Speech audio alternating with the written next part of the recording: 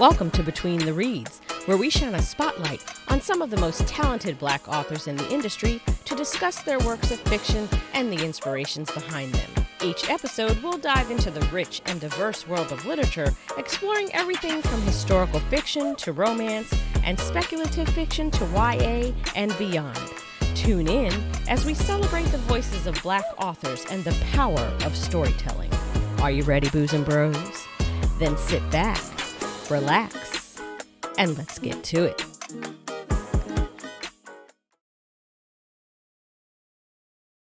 This is not Rants and Rambles. We are not supposed to be starting this podcast like this.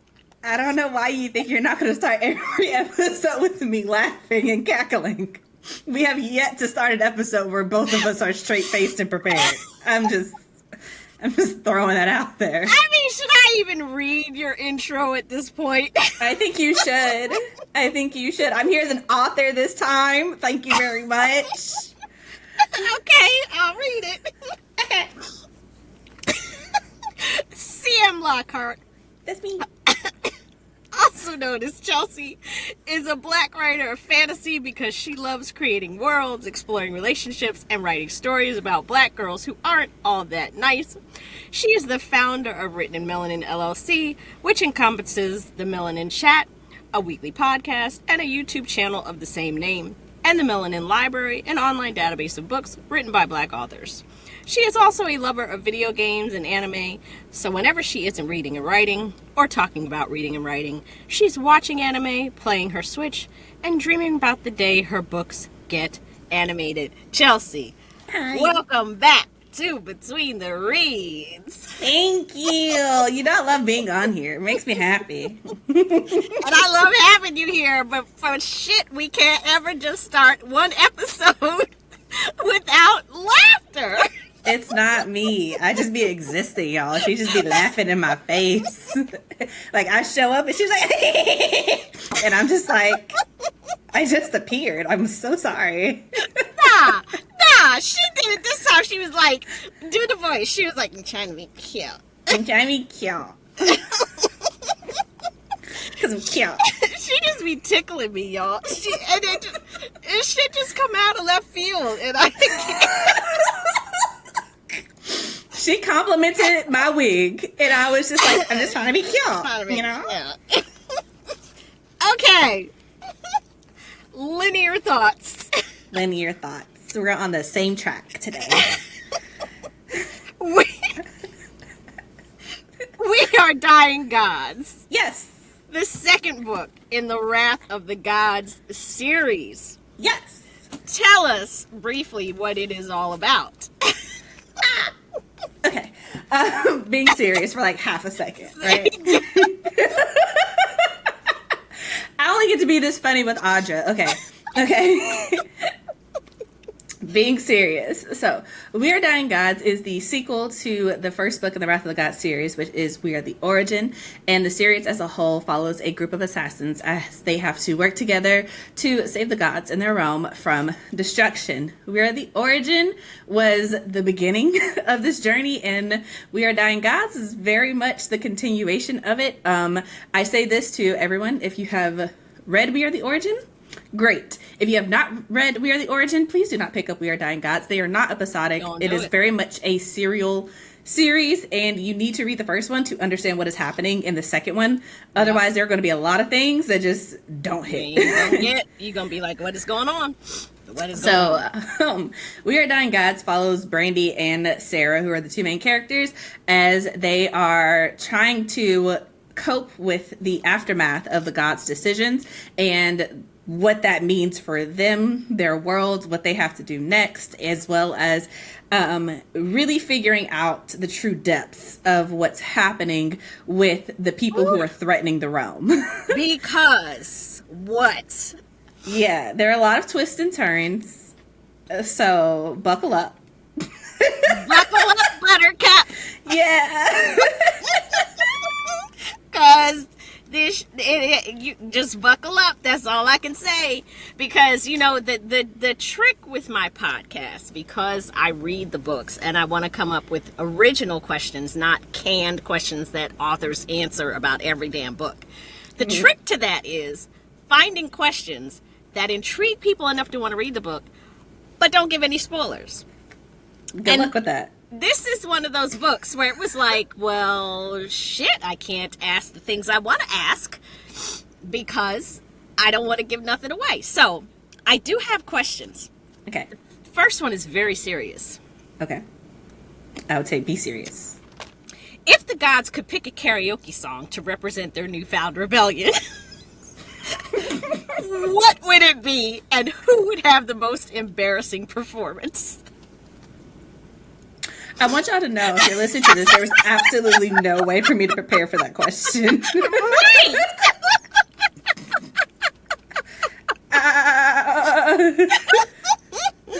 Karaoke song. A song that they could sing in karaoke that represents the rebellion, and who would have the worst performance? That represents the rebellion. Mm-hmm.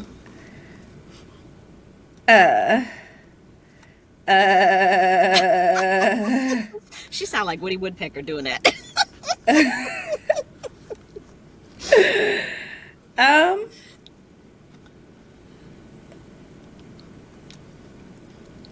I stumped. I have no idea. It's difficult because I'm one of those rare authors where I don't create aesthetics or like playlists for my books. Mm-hmm. I'm just like, I don't know, homie. Like, I was listening to lo-fi the entire time I was writing this. I don't know. I'm like, part of me is like, maybe like Little Girl Gone by Chinchilla, maybe. Okay. And I feel like Roth would definitely give the worst performance. Why Roth? I would think Sarah's little silly ass would give the worst performance. You said the gods. Oh, yeah, that's right. She's not a god. Okay. She's not. I mean, I'm sorry. I mean, technically, but we're talking about the original era of gods. Right. Yeah. Okay. I would think maybe that one. Okay. And maybe specifically for Freya, maybe like Terms and Conditions by Mahalia. Maybe. I don't know any of these songs. I guess I'm old. No, I mean, like, these are songs that just like are in my mind because I've been listening to them. And so like recency bias, but like. Okay. So why is Roth the worst performer? Because he doesn't believe in that. He's just like, I'm power and arrogance, but I am not out here singing and dancing to entertain y'all. That's not my bag. It would make it so funny. He'd probably be like, this is ridiculous the whole time. He's one of those people who would get up there and be like, I am doing this under duress. And then just like speak the lyrics. Whereas Asari would have a great time with it. And Lyndall would be the one on the tambourine, like just getting into it. And Karna would be the dancer, just like having fun, go with the vibe. I totally have a vision in my head right now. Yeah. But Rose would not be there for any of it. Like, why are we here together? Why are we doing this? Why? Okay. In the first book, yep. I really thought Freya was a badass. I mean, she is. She handles things in her own way. I mean, whatever. But now I just see her as toxic. And we can't reveal what she did. But let's talk about the mommy issues here, because I'm ready to throw Freya in the trash. I mean, I would say this. Everybody is complicated. So with the book itself, I wanted to make sure that, one, everybody thinks that they are the main character, right? Mm-hmm. And functioning within that, everybody makes good and bad decisions. Like, people aren't all good or all bad, or everybody doesn't make the right decision all the time. Sometimes you make the convenient decision, or the decision that works in your best interest, not necessarily in the best interest of everyone, right? Everyone isn't self-sacrificing. Freya is not self-sacrificing. Mm-hmm. She's powerful, and she cares about her children. and she is trying to accomplish a goal, but she is one of those characters where, you know, by any means necessary. And Brandy finds out in this book, by any means necessary. And, you know, that, but the thing is, actions have consequences, whether we intend for those to be the consequences or not, or whether we thought they would be the consequences or not. Everything is, the way I view it, especially storytelling, is like everything that happens in the book has to have a ripple effect. There has to be a reason, like if we're telling the current timeline, right? There has to have been things that led up to the current timeline, and there are things that are happening now that are going to influence what happens next, you know? And so with Freya, it's just like ripples, bruh. Like everything. Ripples. Tsunamis, ma'am. Tsunamis. Yeah. So, and her lying ass. I mean, I never said Freya was honest. I never said Freya was honest. But I was led to believe that she was like, cool. No. Well, that's the thing. I kind of wanted the story, it's told from Brandy's perspective. So as the reader, you see and believe what Brandy sees and believes. And so that way when you get to book 2 and Brandy is seeing and believing some new things, you feel the same kind of like, wait a second kind of moment that she has, you know? Like, what you mean? That's the kind of feeling you're supposed to have while reading. Like, wait a second. Right. Yeah. That was pretty much the whole, if you could describe the feeling you have, that's it. Wait a second. Wait a minute. Now, wait a darn minute right here, sonny boy. Just a damn second. Yep. So, and I also wanted it to have the effect of, like, after you read the second book, if you go back and read the first book, it has a different impact knowing what you know. See, and I probably should do that.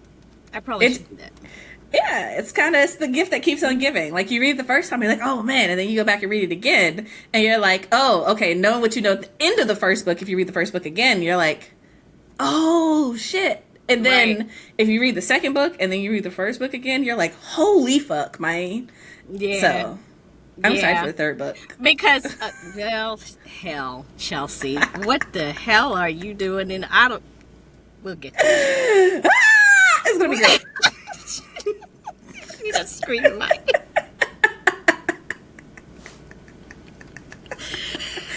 Speaking of Freya, let's talk about her and Zario,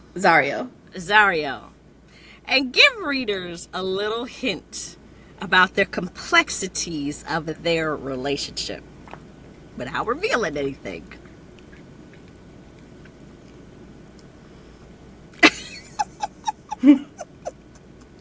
It's complicated. It's complicated. Let me just tell you that. Let me tell you something, okay? I can't reveal anything. I can tell you that Freya ain't honest and Freya ain't loyal. That's all I can tell you. She's not honest and she's not loyal. See, this is what I mean. Because you can't talk about this book without giving spoilers. Did you enjoy it? I did. That's what matters. I'm just like, when that scene happened, I was like, Which one? The one, I mean, really, the one more towards the beginning when we reveal how their relationship started. Yay. And then knowing. I just need y'all to know that as difficult as it was for y'all reading it, or if you're going to read it, because obviously if you're listening to this podcast, you're going to go read it, right? As difficult as it was for you guys, I need you to know that I knew while I was writing the first book, and I couldn't tell anyone. I couldn't. Wow. I had to sit with it. So you had this whole thing drawn out. Oh yeah, like I will say this, like I'm very much a pantser, but there are certain checkpoints that have to happen in the book, and I knew what was going to happen in the beginning of this book from book 1, and I was just like, oh, and so when I was talking to people and they were like, I want to know more about this person. I want to know more about this person. This person has got to be the big bad. And I was just like, and I was like, I know what's coming. I will tell you this. One of the things that I saw online about people talking about my book that I kind of really appreciate is that book 2 makes it clear that there is not really a villain in the Wrath of the Gods series. Everybody is complicated. That is true. That is true. You can't, I can't, I mean, really, you know, Brandy's my girl. I'm riding hard for Brandy because, I mean, Brandy, even though Brandy chooses violence, and she does. Brandy is just like, there's only one person I really care about, and that's Jack. If your name is not Jack, I can't help you. But I respect it. I like Brandy the best out of everybody in the book. Me too. Yeah, I like She's her. my fave. Yeah. Yeah, I Yeah. like her. I like her. So I love what you did with the concept of time in this book. Ooh, thank you. Tell our readers about the time beings and how you came up with me. And please don't start with that. I'm just lazy, and so this is what happened. Please do not. So what am I talking about? How did you come up with the time beings? And tell our readers about that. Okay, so you already know the story about the gods, right? The gods came first, and then I was like, you know, but they all have very specific things that they are, like, that they control, that they are, like, kind of, is their thing, we'll say. And so I was just like, okay, but there are still aspects that aren't controlled, right? Like, they don't control time. And I needed to, it came from, okay, I need to put a limitation on the gods, because if they can control time, why wouldn't they just fix their own problems once they knew what they were going to be, right? And I was like, that's no fun.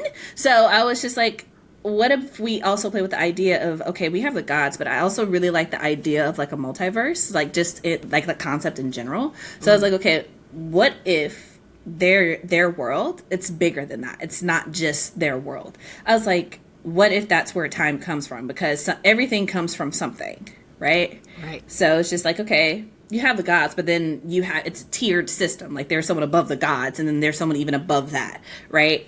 So the time beings, the name, I'm not that creative. They're called time beings. They exactly what they sound like. Okay. But I was just like, okay, and then I feel like if you can control time, you're not beholden to the same rules. So, like, you're the step above the gods. They don't control you. They don't influence you, because you would effectively influence them. And so, like, and I was like, what if they're just like a neutral party? Like, they don't care left or right. Like, they're just here. They're just like, we watch, you know, we step in when necessary. We start time, we end time, we do what we need to do. But they're kind of like, I don't know, kind of like watching a plant grow. Like, you water it and you kind of let it do its thing, but you can't make it be a plant. You know, it's still got to do its thing on its own. At least that's what I think. I'm not a gardener, so I don't know if that's how it works, but I'm assuming that's how it works. I mean, I am a gardener. A plant is a plant. If it comes from a seed, it's a plant. But you have to, right. It does have to grow, and it has to, you can't make it be something other than what it is. Right. Like, you have to give it space to do its thing. Right. Like, yeah. Water it, plant it, water it.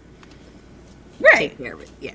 So that's what I was thinking with the time beings. And so in book 2, we kind of explore the concepts of who they are and what they do a little bit more. Right. And it's just, yeah, it was fun. Especially the way Brandy is set up.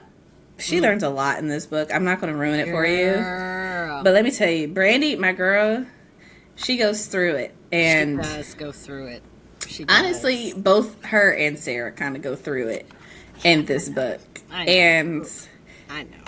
One of the things that I kind of liked writing is that, you know, Brandy and Sarah are really two sides of the same coin. So they're going through, like, the same things. They're both being thrust into roles of leadership without any prior experience. Both of them now have this side of them that that's being revealed to them that they don't really know what to do with. And they are handling it completely differently. You know, Brandy is running into it head on. She's like asking questions. She's figuring things out. Sarah is being Sarah. She's just kind of going with the flow and letting things happen around her. Right. And whereas Brandy kind of withdraws into herself, she's like, I got Jack. That's it. Sarah is just kind of like around everyone, like, okay, so who do I trust? Who do I depend on? Right. And that kind of leads her to not depending on anyone, which leads to her not doing what she needs to do. Let me just say that. Yep. She does have a glow up. So if you like Sarah in the first book, No. she does have a glow up by the end of the book. So She does. I still don't like her.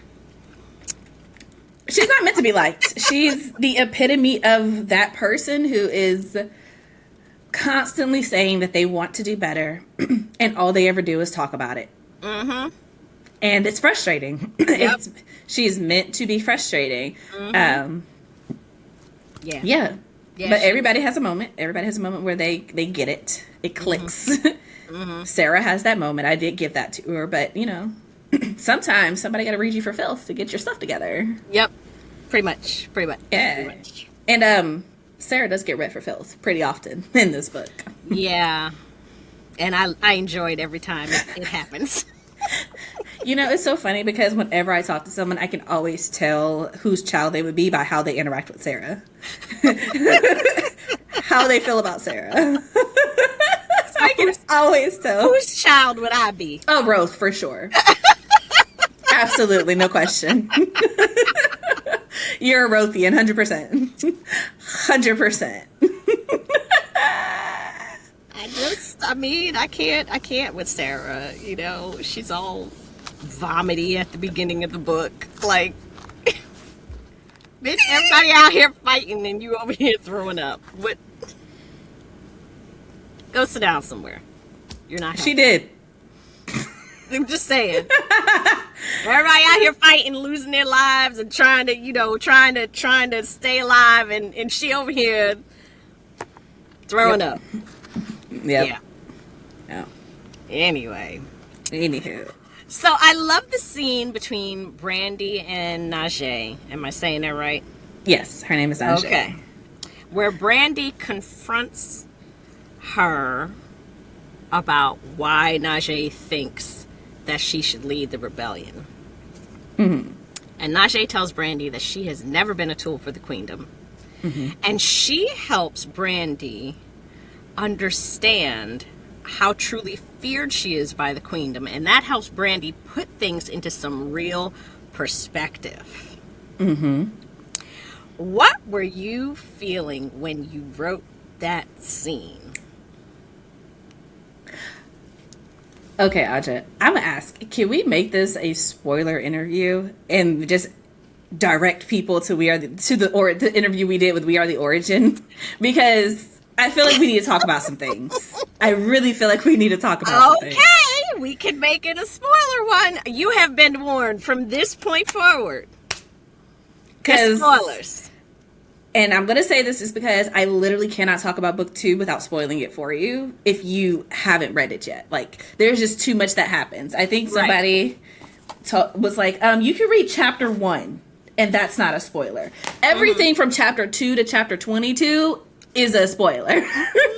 Stuff happens, you guys. Stuff happens. So, that being said, you have been warned. So, but I do want to answer these questions honestly, and I feel like Audra has more questions. So I do.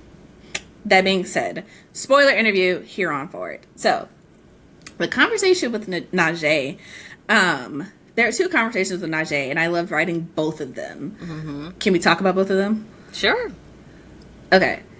So, the first one is when they're in the woods, and Najee is apologizing. That one was my favorite one to write, because we live in a society where people are like, oh, you have to forgive and move on, forgive and forget. And for me, personally, I'm like, fuck that. Hell no. First of all, If you did something to me, I don't have to forgive you, even if you apologize sincerely. You can regret your actions and I can still be like, fuck off. Okay? That is a real thing. That is a real feeling. And I just wanted to write it because you don't see that in books. A lot of times the arc for the main character is, oh, I'm struggling with forgiveness. Brandy's not struggling with shit. She's like, we're done. You did something unforgivable. You crossed the line. We're done. Like, I don't care that you were my sister. I don't care that we've been together for over a decade. I don't care that you were like my family, like my blood. Like, I love you. We're done. There's nothing else to say. I will never forgive you for this. And I wanted to be like, that's okay. That's okay. Because someone pointed out to me, and like before I even wrote the book, they were like, they want to see how that relationship with Najee was going to play out. And in my mind, I was always like, there's no coming back from that. Like, because me personally, I will say this: I am not Brandy, but there are aspects of Brandy that are very true to who I am as a person. And the way I feel about Ben is the way Brandy feels about Jack. There are a lot of lines in the sand where if you cross them with me, I'm like, okay, you know what? I could probably get over this. Ben is off limits. If you do anything to him, if you insult him, if you even think about it, we're done. We're done. And if you keep crossing that line, I'm going to punch you in the throat, bruh. And you're going to be looking for you for pieces in Texas, in Canada, and fucking Guantanamo, okay? They are never going to find you, all right? I have no chill when it comes to my husband, okay? So it's just like, that is Brandy's line in the sand. She has no chill when it comes to Jack, and Najee crossed that line. It's like, you know what? No. And so after that conversation, it's just like, okay, she's talked to Jack. She's had her moment, because prior to that first conversation, she has not had a chance to actually talk to Jack. They went straight from, okay, he's alive. Okay, we have to fight this battle. Okay, we're with the rebels. Okay, we have to get them settled. Okay, we haven't had a moment to catch our breath. I haven't had a moment to just be grateful that you are like still here and the gods did not take you, right? But once she has that moment with Jack, I felt like, okay, now that we've addressed this, now she could talk to Najee. It's like, I still don't like you, but I can acknowledge the fact that you are the leader of this right now. You are the person that I have to go to in order to accomplish what I need to accomplish for myself, right? So that second conversation comes from like, I still don't fuck with you, but we can have this conversation. And I wanted Najee to like kind of have this like apologetic type energy, but also to not have her being like, I'm so sorry, just like begging Brandy to take her back, because that's not who she is either. She's like, I already apologized. It is what it is at this point, you know? And it's not that they're incapable of working together. And I also feel like that's something really important to put, is like, you can have a professional relationship with someone without having a personal relationship with someone. And even if at some point you had a personal relationship with them, that doesn't mean it has to maintain in order for you to have a professional one with them. They're two separate things. And so I kind of just wanted to show that with Najee, like, sometimes people are not in your life in the capacity that they were before. And I wanted it to be clear that what Brandy saw of herself and how she viewed herself is not necessarily how everyone else saw her. Good Lord. Sawed her. That's not how they sawed her. That's not how they sawed her, you know? It sneak up on me sometimes. That's not how they saw her. And so she's having to adjust to that. And like Najee being like, no, they kept you close because they were afraid of you. They kept you close. It's like, how many Freyans do you see running around here? They know, and they're trying to keep you under their thumb for this exact reason, because if you become their opposition, they have no way to stop you, and they know it. So, and it's like Art of War, right? And honestly, I only know Art of War from Bring It On, All or Nothing, because they were quoting it the entire time, right? Some things stay with you randomly, right? But it's like, keep your friends close and your enemies closer. Yep. And it's just like, this is a prime example of that, you know? And also, it was also quoted a lot in Mean Girls, but whatever. Apparently, the 2000s kid in me was coming out. But yeah, so it's just like, that's what they were doing with Brandy. And once she had that realization, it's like, okay, we move accordingly. Right. You know? Yeah. Yep. Ooh, absolutely. My eye is twitching. Okay. Random statement at the end of Sorry. Y'all gonna be okay? Sure. It's not falling out, so we'll make it. Lord have mercy. You talked about it a little bit, but let's talk about Sarah's evolution through the book. What would you like to know? I mean, come on, whatever you want to tell. You know, she was she was kind of this whiny, bratty, doesn't understand shit. She's just oblivious to things. She doesn't understand the queendom. She doesn't understand how serious shit is. She's just like, why is everybody, she's like this victim. Like, why does everybody hate me? Why does everybody, you know? Yeah. And, I mean, she does have a glow up, but let's just talk about her evolution. Yeah. Okay. Such it is. Okay. With Sarah specifically, she is written because she is someone that all of us know, especially if you are Black. You know a Sarah. And she is that person who comes from a very, we'll say, soft life. But they're like, oh, my life is so hard. And you're like, okay, but you grew up in relative comfort with money, people who loved you, a family. No, you might have lost your parents, right? Because Sarah lost her parents, but you weren't struggling. Okay, you were good. And it's always that person who's like, oh, woe is me, this isn't fair, life's not fair. But you're also like, okay, but you haven't done anything to try to rectify the situation. You know, that's why in book 1 they're always bringing up to Sarah, and even in this book, you know, Sal brings it up to Sarah again, like, you knew who you were the entire time. Sarah, her thing is, it's not that she didn't know she was a princess. It's not that she didn't know she was in hiding. It's not that she didn't have this information. She knew it. She just didn't act on it, choosing to live in oblivion until her time essentially ran out. And then she would deal with it. Kind of that person who puts off preparing for something until they have to. And then they're mad because they didn't prepare for it. Sarah's evolution goes from this person who's just like, I don't know what to do. Please protect me. I'm so scared. To, I don't know what to do. I'm so scared. Please protect me. But also I'll try at least. You know, and I feel like with Sarah specifically, I'll say this, I'll be honest. One of the critiques that I got for the book is that most of the book, Sarah is useless. That's just a fact. But the thing is, Sarah was useless in the first book. Yeah, she was. People don't change overnight. Okay? And the difference is the stakes in book 2, they get a lot higher. So the patience that people have with her gets a lot shorter. And so she has more people not necessarily making up for her lack of ability. The first book, they kind of make up for her lack of ability. Like, yeah, we know she's not going to be able to keep up with us, you know, but we can manage. Book 2, everyone has responsibility, and it's kind of like, okay, when you're in a group, you can kind of rely on each other, but eventually you have to rely on yourself. And when Sarah gets that moment, she fails epically in the beginning. Right. And that failure has consequences, ripple effect.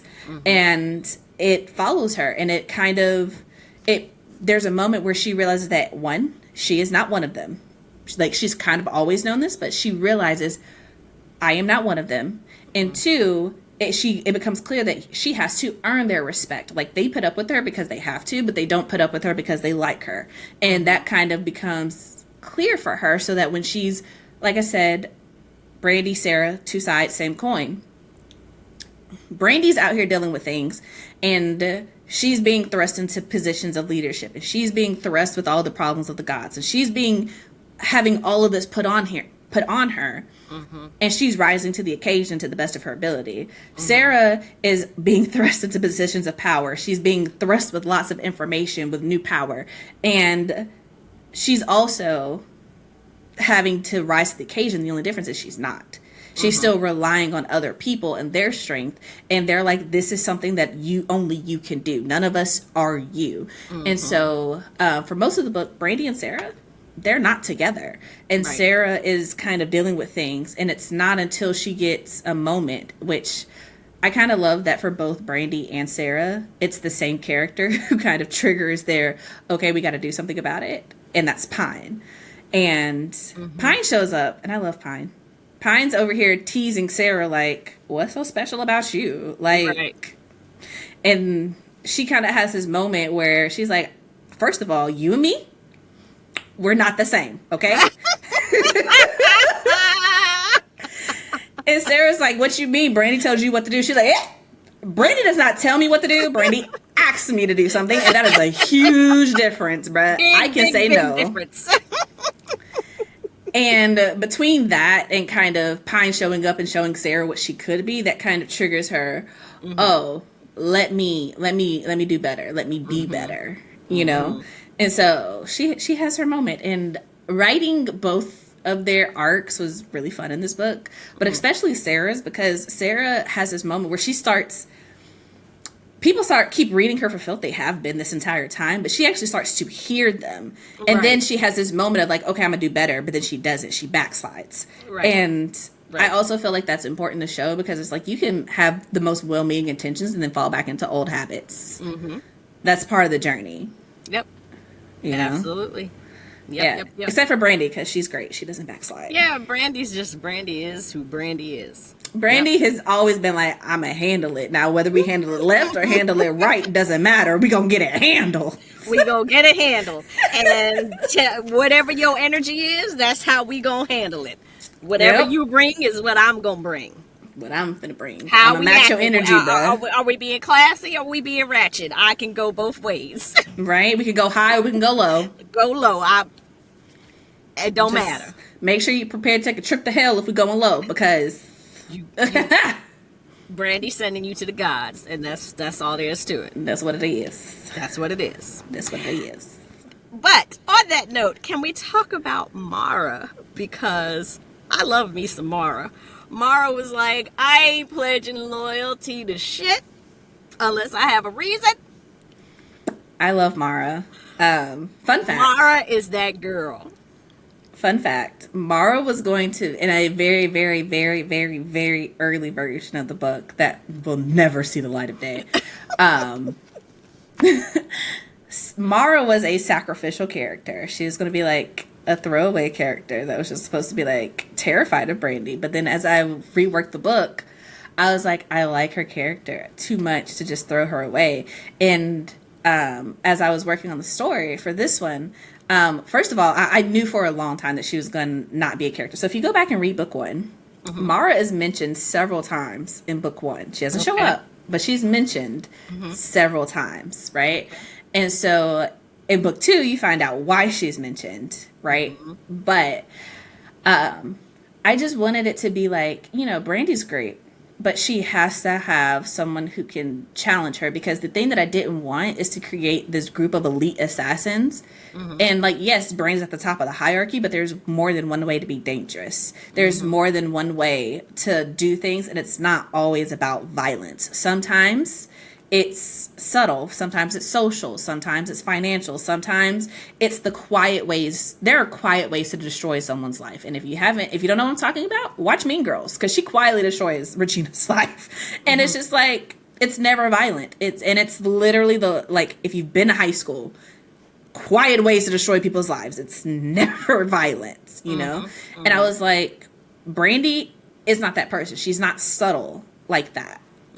That's not how she handles problems. But I was like, it only makes sense that the queen has somebody who can do that. And so I was like, Mara needs to be that person. And I was also like, Brandy needs someone who's not afraid of her. Like Jack's not afraid of her. Noble's not afraid of her. Like the people who are close to her, but they're also incredibly loyal to her. Like unwaveringly so. I was like, she needs someone who can challenge her, who isn't going to just follow along with what she says because of who she is. And Mara was that character, because Mara's like, you can't do anything to me because I can also do things to you. Like, you need me. Kind of like, if you watch anime, kind of like any like rivals, like it's very much Yusuke and Kuwabara type energy, or like Naruto and Sasuke. Those mean nothing to Audra. The blank look on her face, if you're listening to this, is wonderful. But if you watch shonen anime, it's like that true rivals type energy where it's just like, I don't like you necessarily. We're not friends, but I respect you, you know? That kind of energy. And, yeah, Mara was fun. Mara had me cracking up. She's like, I ain't pledging loyalty to shit unless you give me a reason. Who are you? Mara is literally energy of like, who are you? Like, Right. I will bounce about this bitch right now, bro. Peace. Ain't nothing you can do about I'm it. out. Because you're also not doing this rebellion thing without me. Right. That's the other thing. So, Yeah. I like Mara. I really do. I also really liked writing Mara with Sarah because she's one of the few people. She's a neutral party in a lot of ways, where she's just like, I don't hate you, but like, girl, get it together. Like, I feel like if Sarah tried to be like, oh my God, and tried to like have this deep conversation with Mara would be like, but they're right though. She would. She absolutely would. Because she's also the one who calls Sarah out. It's like, oh, you're one of those girls. Like, yeah. Because Sarah, the thing is with Sarah, she's always having this moment of like, oh, maybe we're becoming friends. And then she's quickly reminded they are not my friends. They are not my friends. And with Mara, it's even worse because Mara's not outwardly mean to Sarah. Like, no, honestly, no one's mean to Sarah. They just have expectations and little patience, right? Because they're assassins. They're efficient. And Sarah is the opposite of efficient. So it just kind of rubs them the wrong way. But with Mara, she's like got more patience. And so she's like, you realize that you haven't asked us any questions, right? And then when she does, Mara's like, okay, I got you. Like, we can solve this problem. Right. You know? Right. But she's also like Mara's the type of person who's going to call a spade. So everybody else might be like, oh, this is such a fixer-upper, you know? Mara's like, this is a piece of shit. This is... Mara's like, this is what we're calling a fixer-upper? It ain't got no roof and no walls. This is an idea. Like, Mara does not sugarcoat anything for anybody. And I feel like she doesn't have a gentle side, but I feel like she's the type of person that, like, if you ask her for an honest opinion, she's gonna give it to you, but it's not gonna be like entirely snarky, especially if she knows you're coming from, like, she's that friend that she knows that you're really coming from a place of wanting to do better. What she says is gonna sound harsh, but she's also gonna be like, but I'm just telling you what the deal is. Mara is absolutely pretty. She's like, facts. Like, I'm not gonna just volunteer this information, but if you ask, facts. Like, don't ask me if you don't really want the answer, because like, I'm gonna tell you. I'm gonna tell you real quick. Yeah, she's very much that person. I felt like there needed to be someone who's going to give straight answers, who's just like a straight shooter. And I felt like it fit with her character because, you know, she's also in charge of all the tech. It's like, either I can help you or I can ruin you. What are you here for? And she's very much like, I did something for you. Now you owe me a favor. I will call it in whenever I want. But when I do, you need to be prepared. Yep. You know, that's just kind of her personality. And I like it. I live for it because it's just like, I'm minding my business. She's the epitome of, I'm in my lane, minding my business, but I will also mind your business if you swerve into my lane. Right. Like, I'm going to put you back in your lane real quick. Real quick. Fast in a hurry. So, Brandy meets Xena.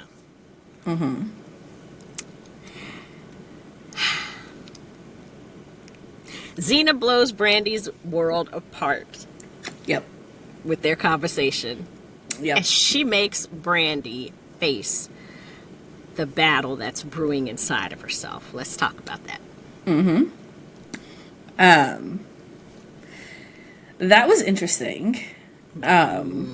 Mostly because I knew who Brandy was. I didn't know how she was going to find out, how she was going to confront it. Okay. But I really like this idea of her being more than just Freya's vessel and her coming to terms with that in a way where it's just like, okay, you know, she only knows one side of her, right? But then once you get that truth in the beginning about, you know, her heritage, I wanted her to have a moment to confront that and to deal with all these conflicting ideas that she's been battling with of, you know, I'm a vessel, I'm a blade. People like, I don't have an identity separate of my own. And then she has this moment where she's like, yeah, no, I know who you are.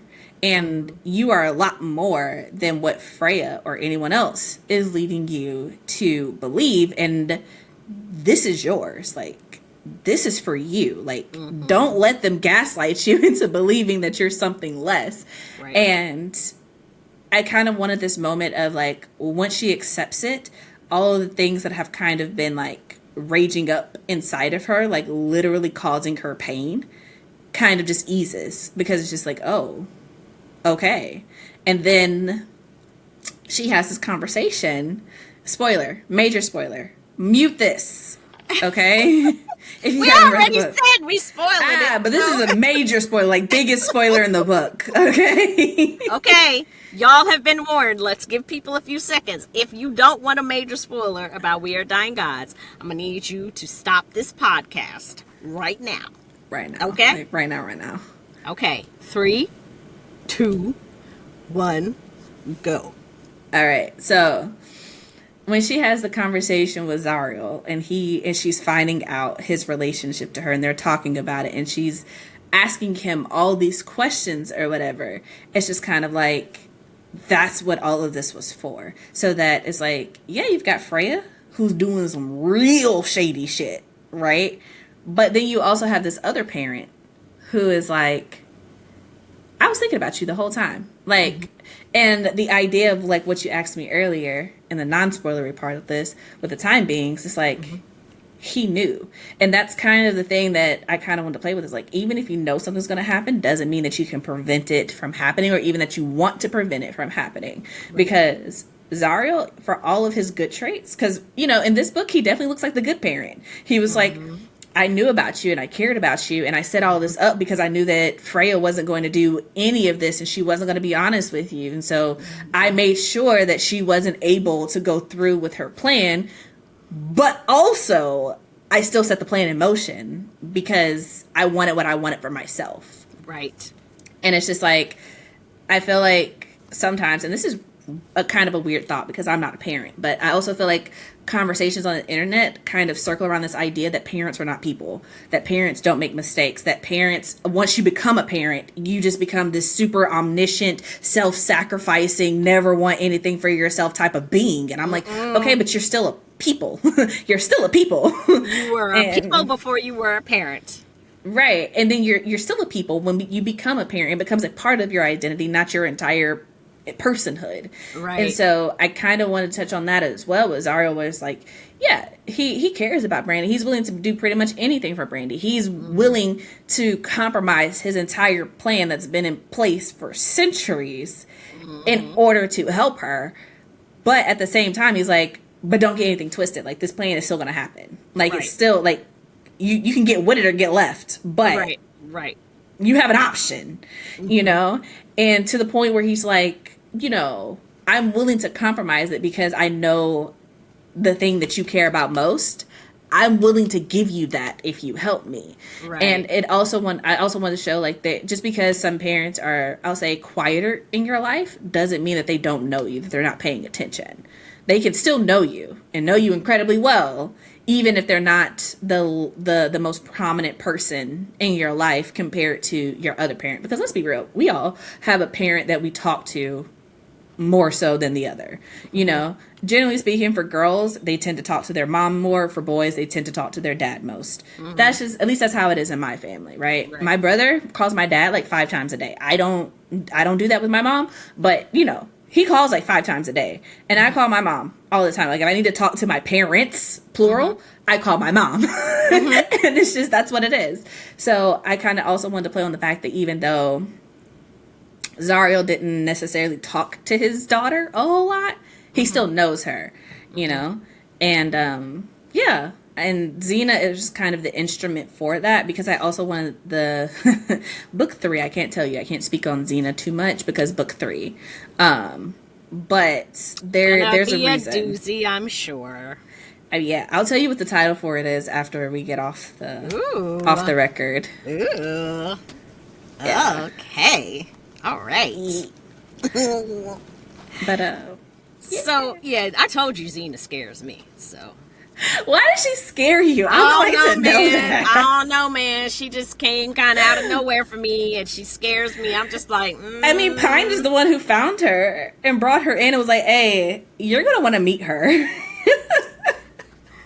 And Pine got on my nerves with that shit. Like, she's like, I don't know. I just think she's interesting. Like, bitch, who is she? Just tell me. What you want me to tell you? She's interesting. She said some shit that doesn't make sense, and I think that you should know that she ain't making no damn sense. I feel like Pine is that person that really knows more stuff than she really lets on, or lets people believe that she knows. But she just gives you the hints, and then she just stands back with her popcorn and watches it explode. And then when people are like, but you knew about this? She was like, yeah. Why didn't you tell nobody? Wasn't my place to tell. Like, that is who Pine is. Pine is literally that person to be like, well, why didn't you tell me? You didn't ask. See, that Pine, throw Pine in the trash. What? No, because she's that type of person that I would just be like, bitch, you knew and you didn't say nothing. That was for you to figure out. No, if you know, you're supposed to help me out. I love Pine. Pine is one of my favorites. I love her. She's so chaotic. She's just popping in and out. She's reading Sarah for filth, and she's like, she's like, her whole relationship with Noble cracks me up every time I write it because they're both so freaking chaotic. They're both all over the place. Pine would not be my friend in real life because I'd be like, bitch, you shady. You be knowing shit and stirring the pot and just waiting for shit to fall apart when you could give people She's not information shady towards Brandy. I don't care. I don't like her. Okay. She don't be fair. She be knowing stuff and don't be telling folks. Sometimes you got to make your own opinion about things. Okay, whatever, Chelsea. We gonna move on because we gonna about to fight on this podcast. I'm not doing it. Okay. We can move on. I'm not doing it. I don't like Pine. Put her in the trash with Freya and Sarah. I love how she's getting rid of all the characters in the book. I am. Because only Brandy matters, and Jack because Brandy loves Jack. And Noble because his fine ass could just stay for me to have something to look at. Noble can do whatever he wants and get away with it. I'm just saying. That's the problem. That's the problem. He's a cool drink of water. And he can just stay. I don't want to get involved with him because I know how he is. I just want him there for scenery. I just need scenery. That's all. I'm just saying. I'm dead. I'm just saying. He's scenery. I don't trust his ass. Don't come near me with your fine, smooth talking ass. I'm not one of these women you're going to sleep with and throw in the trash. No, sir. You're scenery. You're the backdrop. Stay over there. I will look at you. And that's it. That's all we're doing. That's fair. Okay. So, Royal. Mm-hmm, mm-hmm. I love him because he helped Brandy step into her power and said, stop doing shit like you think Freya would do it.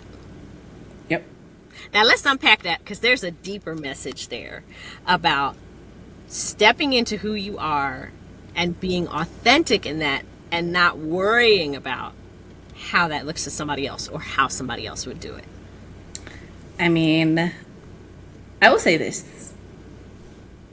I hopefully write my books in such a way that you get out of it whatever you need to get out of it, because I try to write my characters as if they are real people, and the struggles that they go through, big or small, are meant to be nuanced. It's meant to be like, Brandy, yes, she's an assassin. She's a goddess. She is freaking magical, okay? She can rain down fiery arrows from the sky at a whim, right?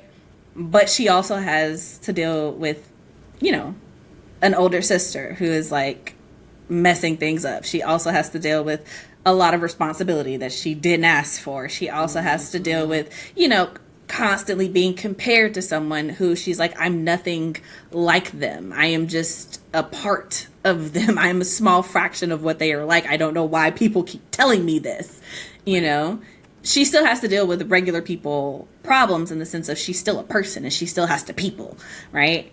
But with Royal, he also spoiler for the book, right? Royal's Okay, gonna wait. All right, y'all. Another spoiler. 3. If you still in here and you heard the first spoiler, then okay, whatever. But if for some reason you didn't realize that the other stuff was spoilers because your brain just drifted off, another spoiler. 3, 2, 1, go. Yep. Royal has been around for a very, very, very, very long time. And, he knows Freya better than probably even the gods. And it's just kind of like knowing her and then also knowing Brandy. He kind of comes in with being like, okay, but you're not her. And, he makes that clear in the beginning when he's defending her against Freya. But again, towards the end, when she's having her moment of having finished talking to Zariel, she's in a temple, right? And he's just kind of like, yeah, so what you gonna do, homie? what are we doing? And she's like, you would betray Freya? He's like, absolutely. Absolutely. Like, I am on your side, whatever it is. And it comes with this idea of, Brandy having to understand that even though she is a goddess in her own right, her example has not been the best example, right. And she has to figure that out, what it means. She has to figure out these things for herself and what that means for her, and step out of the shadow of her parent. Because I feel like as children, you have that moment in your life where you have to realize that you can no longer just do what your parents want you to do, and you can no longer follow their plan that they set out for you, no matter how badly you just want things to go smoothly. You have a moment where you realize, I have to do this and make these decisions and choose for myself. And it's hard. Like, it's not something that you're like, oh, okay, deviate. It's like, it's like, whoa, wait a second. This is heavy. This is hard. I don't know how to do this. It's scary. And so Brandy, with Royal, it's just kind of like, yeah, got to make a choice, got to decide. And, it's easier for Brandy in some senses because she does have such a huge support system. But at the same time, it's never easy. Right. Yeah. Yep. And so then at the end of the book, we start to see, and if you've even written it out, that Brandy is tired of being the person that everyone reaches for when they need help. Yep. And she was collapsing under the weight of everyone's expectations, which again is another message. And that one, those hit me, because it's just like, that's what I struggle with, especially that last one, is that, everyone's expectations.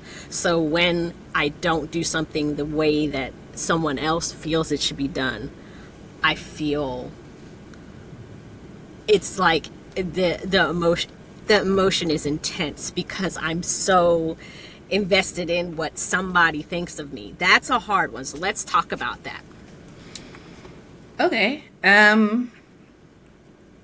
It's something, okay. How do I put this?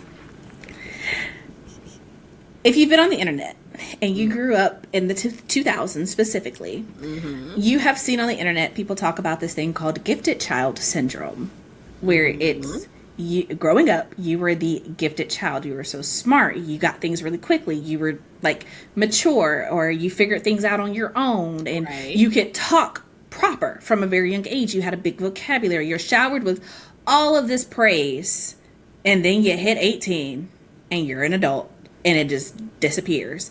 And you don't have the social skills. You don't have the coping skills. You don't know what to do when people aren't telling you what to do and aren't praising you for breathing.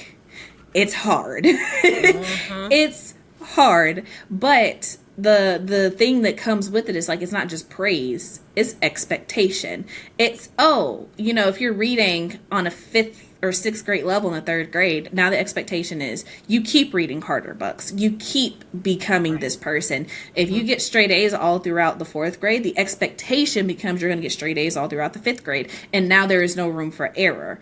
And it becomes this idea where as you go into adulthood, you a lot of times become the friend that has it all together. You know, you figure out how to solve the problems. You become the kind of the nurturer of your friend group a lot of the times.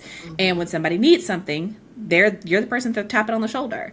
You know, at your job, you know, if something needs to get done, you're usually the person that somebody's coming to be like, hey, can I ask you to do this? I know that I can ask you to do this. You've got this. And it becomes overwhelming when it's just like, yo, I want to take a break too. I don't, just because I can do something doesn't mean that I want to have your expectations placed on me again and again and again and again and again. And Brandy, I wanted her to have this moment because she's a Black woman, right? She's a Black woman, and I kind of wanted to reflect this idea of, like, as Black women, we always have expectations put on us of how to act a certain way, how to talk a certain way, present ourselves a certain way. You know, we have to be able to mediate. We have to be able to make something out of nothing. We have to be magic all of the time, and we have to do it with a smile. We can't do it with complaint. We can't get tired. We can't, as the book title says, Black girls must die exhausted, right? And so Brandy gets a moment where, you know, this whole time, you know, Freya is placing on her that she has to go save Sarah. She has to leave the queendom. She has to abandon her friends and family. She has to be on the run. She has to take care of these people who are trying to, like, kill her. She's also trying to figure out what's going on and how to deal with these time beings. And she doesn't have the power for it. And she doesn't know where to go or who they're supposed to be looking for. And Freya has answers that she won't give her. And the gods aren't helping her. And then all of a sudden they're like, oh, bump it, you're a god. And then she's like, wait a second. And then she finds out that not only did they place this power on her, they were completely going to abandon her to the problem while they just took a back seat and was like, okay, it's on you now. And then on top of that, she finds out that you've been lying to me while placing all this on my shoulders. And then, you know, she comes back to, let's say, real life. And now, you know, you have Najee, who's like, you need to lead the rebellion and you need to do this and you need to do that. And she gets to a point in the beginning where she's talking to Jack. She's like, look, I don't care what everybody else wants. What do you want to do? If you want to do this, I will pick up these expectations and I will handle them. But if you don't want this, I'm not doing it. And so she, you know, she ends up doing it or whatever. But as she's going through and she's dealing with all these things, because she's an assassin, she's used to handling things on her own. She's not used to the responsibility of being in charge of so many people. That was Najee's job. Najee was the leader. Brandy just took orders, right? And so now she has this responsibility, and up until this point, everyone's been asking her to do something. Do this for me, do that for me, you know? And so she gets this moment where she's with Xena, and Xena's like, you're a goddess. And Brandy's like, I'm not. Stop calling me that, because her immediate is like denial. I can't do anything for you. So she finally gets to a point like, you know, stop being around the bush. You know who I am. So what is it that you want? Right. And Xena's like, I don't want anything from you. Like, a goddess is meant to be worshipped. Right. And that was just such a moment for Brandy. She just like, and she just breaks down. Yeah.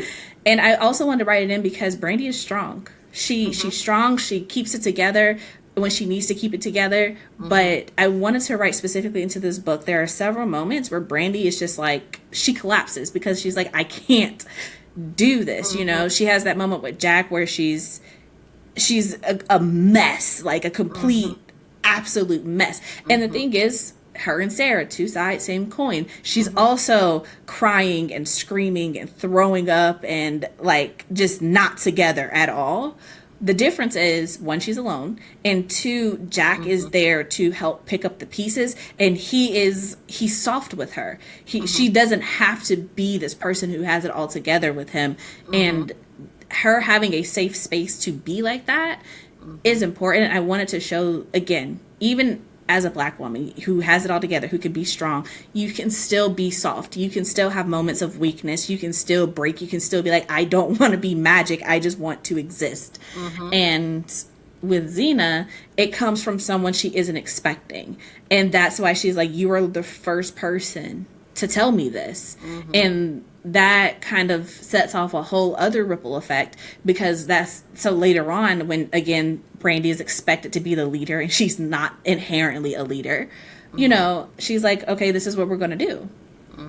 And she just kind of trusts that people are going to follow her, because it's just like, at some point you have to realize that you have to show up for yourself and do what feels comfortable for you and not do it for other people. Right. But I don't know, for me, I never see that. I never see the chosen one get to be like, I don't want to do this. Like, I am not into this. I don't want to do it. Or just being overwhelmed. And that's the thing. Like, Brandy's overwhelmed because everything that happens to her is overwhelming. And her and Sarah, two sides, same coin. I don't know. Sarah is also thrown under the bus with all these expectations that she's not ready for, not prepared for, doesn't know how to deal with. And Brandy is literally like, I need you to be queen. And Sarah was like, I was literally living in a hut last week. I don't know what you're talking about. And, you know, but she's like trying to rise to the occasion. But the difference is Sarah does not have anyone to rely on. So her soft moments are all the time, because Sarah doesn't know how to be strong. She doesn't know how to be magic because she has never had to be magic. And that's why the dedication for the book is what it is for the Black girls who don't want to be magic. It's not exactly written like that, but it's just like, you don't have to be magic if you don't want to be magic. You know, you simply existing is enough. For the Black girls who never wanted to be magic, you simply existing are enough. Yes. Because Brandy has to learn. I don't think Sarah is the same coin. I don't think they're the same coin. But if you want to say they are, okay, whatever. I mean, they're different. They handle things very differently, but the situations that they face are pretty much identical. Okay, but that does not make them two sides of the same coin in my eyes.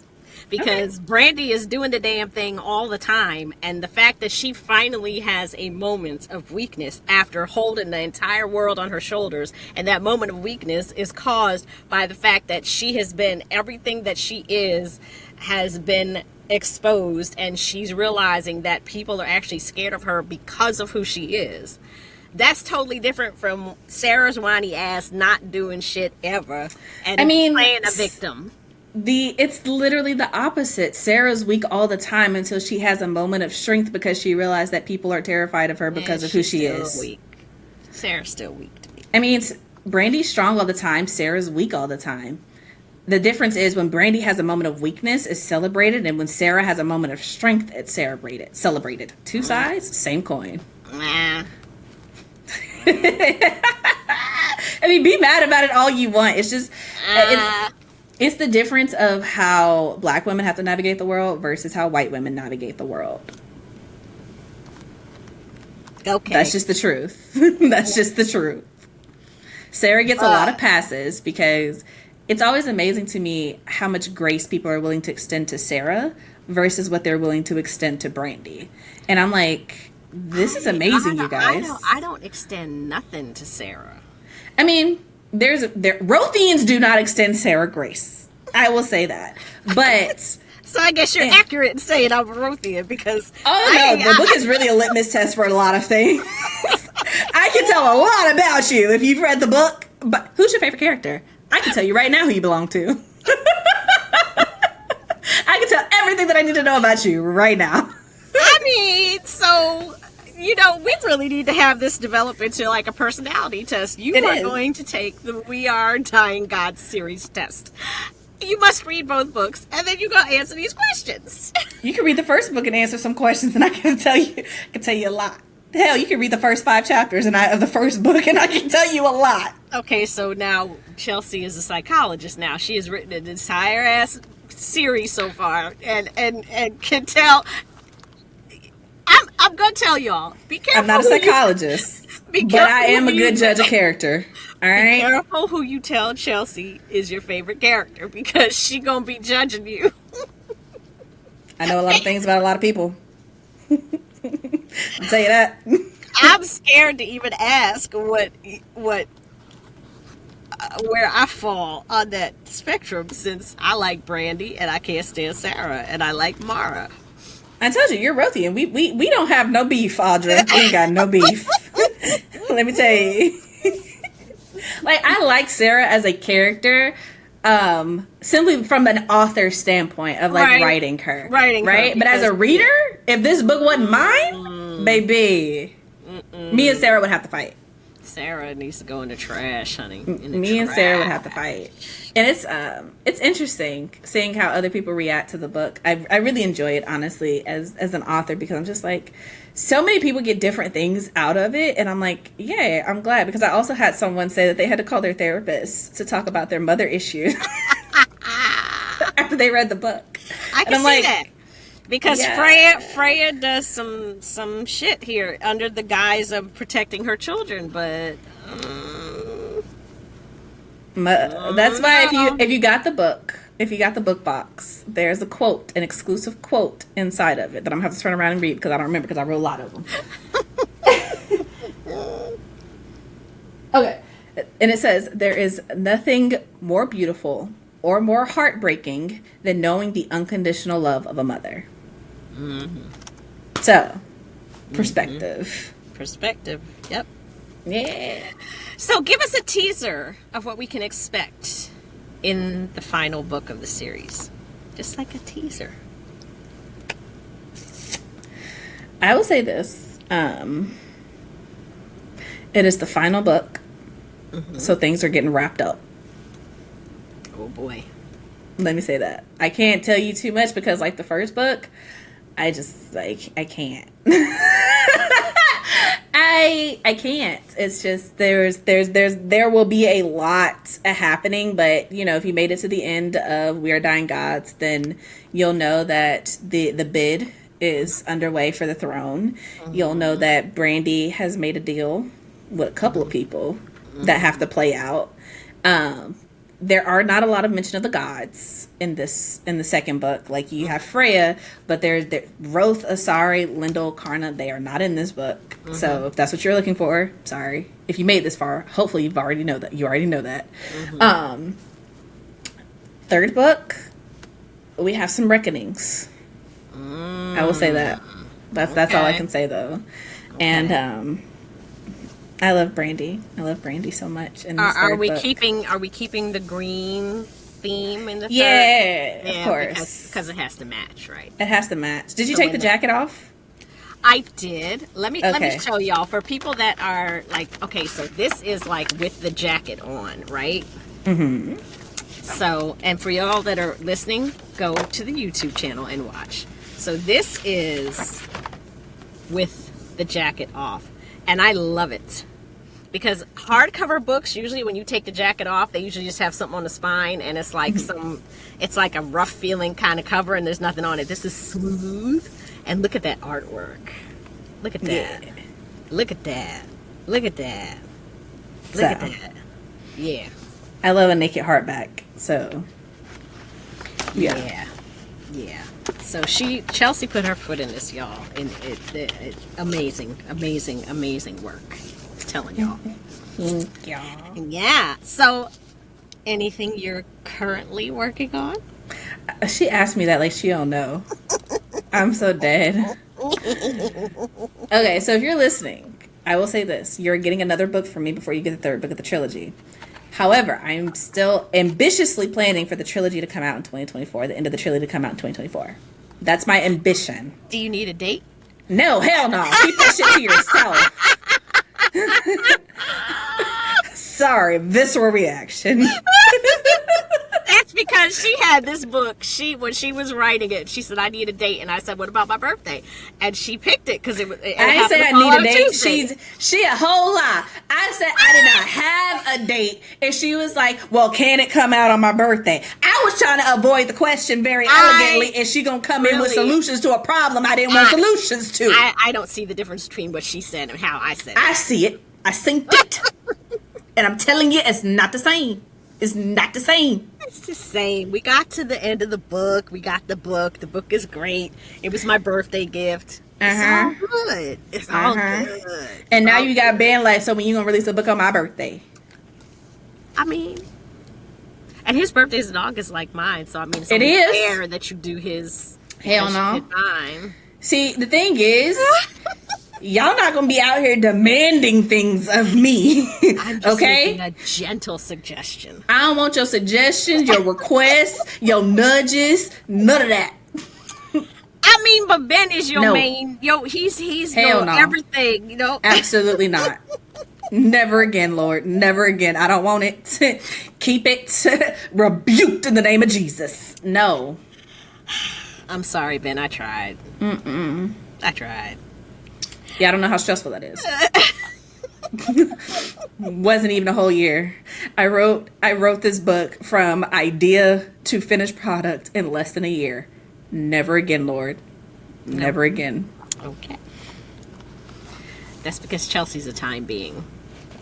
Am I? Am I? I feel like I'm just branding. I'm stressed. Okay. Because you've often said that you don't have any concept of time, so you're a time being. I don't have a concept of time. The way I was like, I got time. And I was like, oh crap, I've got like 4 months before this book has to be out. Oh. Yeah, no.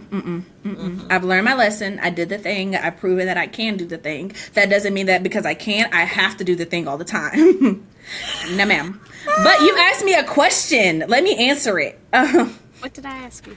You said what's coming up next, so I was telling you that before you get the third book of the trilogy, which I'm planning to come out next year, you will be getting the first book of a new series. I'm referring to it as Project Necromancer, and the idea for the series is about a necromancer who takes over the world. Yeah, that's pretty much it.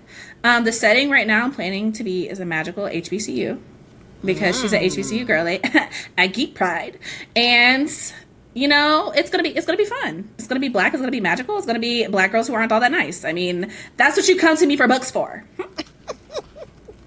So it's going to be on brand, but it's going to be very different. Right. The world building for this new book has been interesting. It's been fun. It's been interesting. It's been fun. It's been interesting. She said it's been interesting. It's been fun. It's interesting. So is it fun and interesting? Yeah, I mean, it's been a ride. It's been wild. You know what? This is why I don't talk to Audrey, y'all. This is why she don't take nothing serious. She said it's been a ride. Whee! That's dead. What you do on a ride, right? Whee! Yay, Chelsea. No? Okay. So, the look she just gave me, y'all. Anywho. Sometimes I'm so glad that Chelsea and I are not in the same room, because I feel like pillows would be thrown or some kind of violent in that nature all the time. All the time. But somehow I know that at least once I would get a pinch on the arm or something. Yeah. Sometimes it just comes out. I try to suppress it. But sometimes it's just like, you know what? It's just that little, you know what? Yeah, sneak up on me sometimes. Yeah, see, that's why I would have to give her a wide berth. But this range, though, because long arms, but I'm tall. That's why I said a wide berth. I'm not trying to be in reach of them arms, baby. Nope. But I am excited about Project Necromancer. It's going to be great. It's going to be fun, you guys. I mean, I'm here for it, a magical HBCU, and I know the character's name, which, funny enough, is my middle name, which y'all don't know it, so I'm not going to say it because I don't know if she wants people to know. But the thing is, it's spelled the exact same way, and usually my middle name is not. Most people don't spell it like that. So, I don't know how black people spell it any other way. I've never met a black person with that name spelled a different way, personally. Italians, they spell it without the H, which is funny because my mother is half Italian, and she named me that name because she wanted me to have some Italian heritage, but she put an H in there. That's cool. Actually, I'll tell you once we get off the record, but been working on it. It's coming. My goal is to have the first draft of it done by the end of the year. So we will see. It's going to be a little bit different, although it's still going to have the little touches of wordiness, but not how the Wrath of the Gods has the intros at the beginning. Mm-hmm. It's going to be a little different. But it'll still have something similar to that in it. I like. So, where can readers find your books? I feel like you guys should know this if you've been on the podcast. But if you would like to purchase any of my books, We Are the Origin is available in every version that you could want it. It's in paperback, it's in hardback, it's an ebook, it's an audiobook. Whatever suits your fancy, get into it. We Are Dying Gods, the second book in the series, is only available in paperback, hardback, and ebook. There is no audiobook for it yet, although I am working on it. So I implore you to follow me so that you know when that comes up in the docket. You can get my book wherever books are sold. I highly suggest that you check out Resist Booksellers, because depending on when this comes out, they actually have a bundle so you can get both books at the same time and get $10 off. But we always stay in a Black-owned bookstore, so for sure check them out. But you can go to pretty much any bookstore. If they don't carry it, you can request it, but you can definitely get it from there. I recommend that you go to my site, cmlockhart.com, and get my book. If you do, you're supporting me directly. I don't have to wait on my royalties, and it will come signed with character art and an in-color map.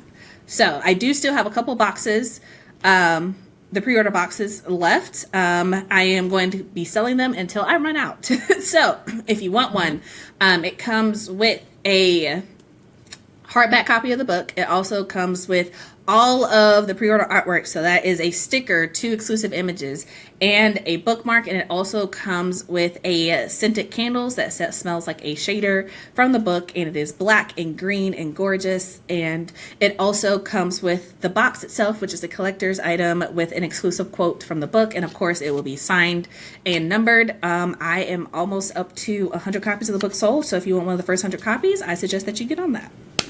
There you go. But yeah. And where can we find you on the internet and social media? All right, internet, I am at C as in Chelsea, Lockhart as in my last name, Wright, W-R-I-T-E, on every social media platform. I'm on TikTok, I'm on Threads, I'm on Twitter, I'm on Instagram. I do all of it. But if you're trying to get in touch with me, TikTok and Twitter are your best bet. You can get me at me on Instagram, but I would rather you didn't. No, she hates Instagram, y'all. Please don't do it. No, I don't like it. I do it because I have to. Yeah. Sometimes I send her stuff on a DM on Instagram, and I'm like, oh damn, I forgot.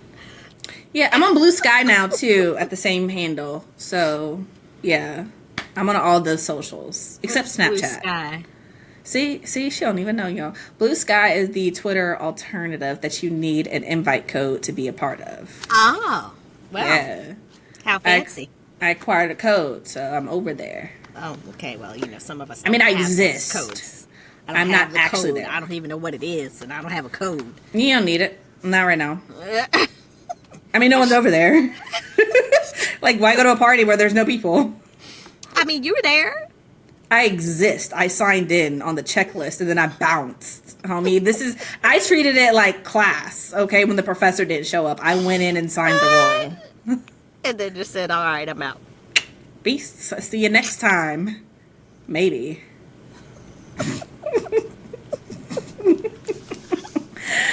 Do they do that at PWIs? I'm just curious. Because I know at HBCUs, yes, they do. It is a very established thing. No, see, at Hampton, they didn't play that because the professor was there and the classes are small enough that you couldn't just like sign in and then leave. They knew they would call your name and the door was closed and that was it. No, I mean, this is only for like if the professor doesn't show up. Like you have a 15-minute grace period. And if the professor doesn't show up, you sign a roll and leave. Yeah. Oh, if the professor doesn't show up, we would sit there. We would give them 20 minutes. And then we would put our name on the board and our section number and everything on the chalkboard. Like we were all here. And that's it. We would have a piece of paper or whatever. And then it's like the last person has to go turn it in to the...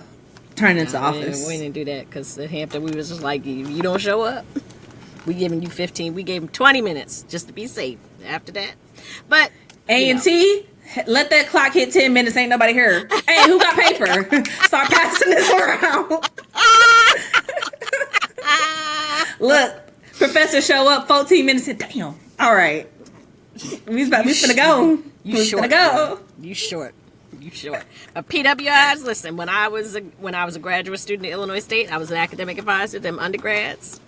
Also, we're still recording. Are we supposed to be signing off? Yeah.